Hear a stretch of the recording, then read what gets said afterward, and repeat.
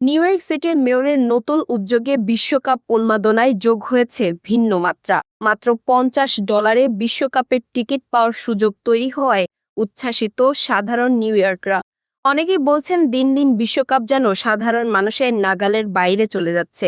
এমন পরিস্থিতিতে এই লটারি উদ্যোগকে তারা দেখছেন স্বস্তির খবর হিসেবে। টাইমস স্কয়ার থেকে বিস্তারিত জানাচ্ছেন নিশাত আফরোজ।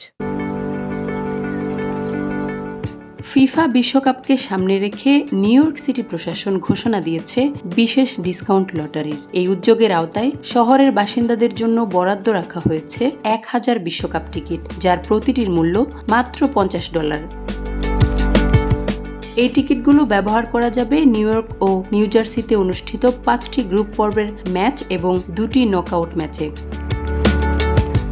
টাইমস স্কয়ারে কথা বলা অনেক বাসিন্দা জানিয়েছেন, বর্তমানে বিশ্বকাপের টিকিটের দাম এতটাই বেশি যে মধ্যবিত্ত বা সাধারণ চাকরিজীবী মানুষের পক্ষে মাঠে বসে খেলা দেখা প্রায় অসম্ভব হয়ে পড়েছে।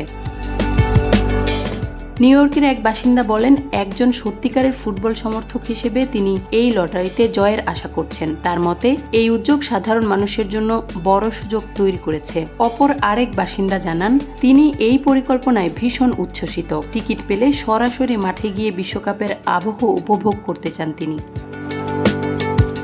টাইমস স্কয়ারের পরিচিত মুখ নেকেড কাউবয় খ্যাত রবার্ট বার্ক বলেন, বিশ্বকাপ নিয়ে মানুষের আগ্রহ আরও বাড়াতে এই উদ্যোগ দারুণ ভূমিকা রাখবে।